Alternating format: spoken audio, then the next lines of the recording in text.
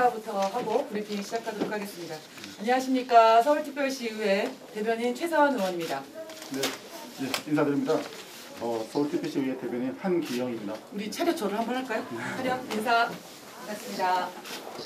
네, 먼저 기자 여러분들의 이해를 돕기 위해 서울특별시의회 대변인 제도의 운영 경위에 대해서 간단하게 설명드리겠습니다. 제10대 후반기 의정활동이 본격화됨에 따라 대언론과의 소통이 더욱 중요하다고 판단이 되었습니다. 이에 서울특별시의회 주요시청 및 의정활동에 대한 홍보활동과 서울특별시의회 대외 공식 입장 표명 등의 임무를 수행하고자 대변인 제도를 두게 되었습니다. 앞으로 서울시 전체 차원에서 언론을 대상으로 설명이 필요한 사항이 발생할 경우 주요 사안별로 브리핑을 진행할 예정입니다. 기자분들의 많은 관심과 협조를 부탁드리겠습니다. 그럼 2020년 11월 첫 번째 대변인 브리핑을 시작하겠습니다.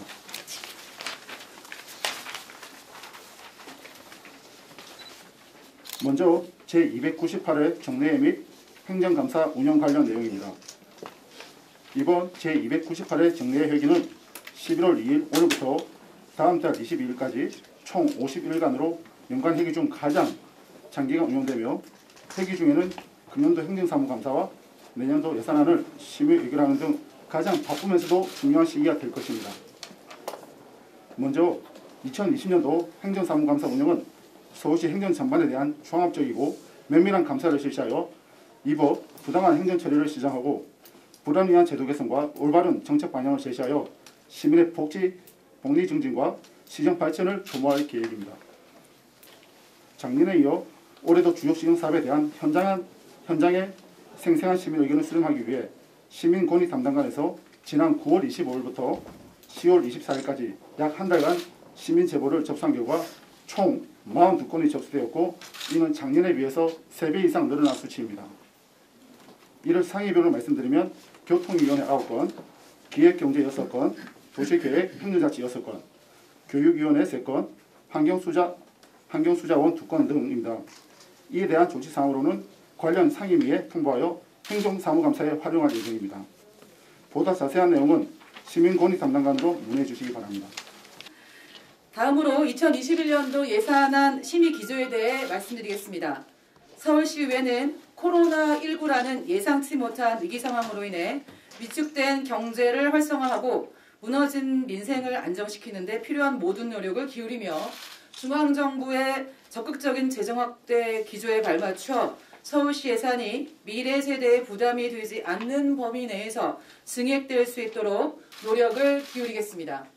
특히 서울시의 내년도 예산 편성과 관련해 지역경제 활성화, 사회안전망 강화, 청년 종합대책 수립, 시민의 생명과 안전 보호, 서울형 뉴딜 정책 등에서 시민이 체감할 수 있는 구체적이고 실효적인 정책이 실현되도록 하겠습니다.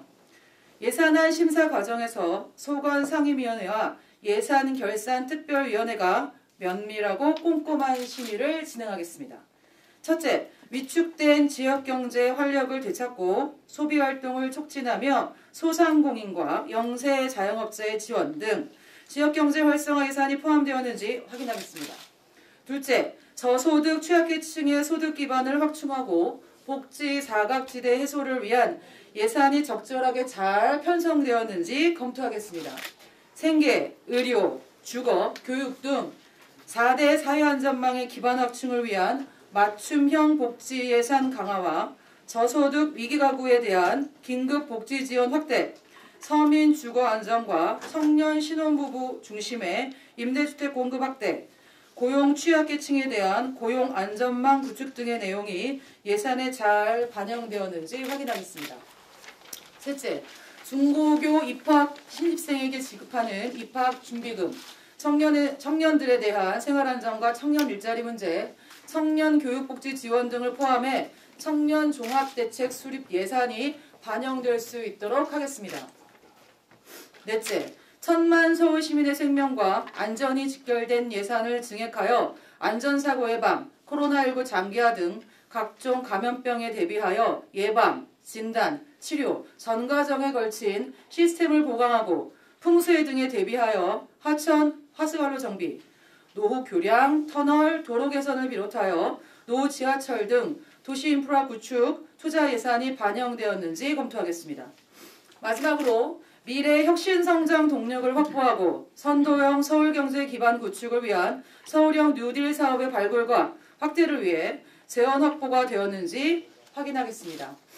서울시의회는 현재 서울시가 직면한 상황에 대해 인식을 같이 하면서 내년도 예산안 심사 과정에서 불효 불급한 세출 예산에 대한 구조 조정 등 적극적 자구 대책 마련과 함께 중앙정부에 대해 서울시 대중교통 공적 서비스 제공에 대한 국비 지원 촉구, 2단계 재정분권 추진의 조기 시행 등 지방재정 강화를 위한 예산 지원 및 제도 정비를 적극 건의하겠습니다.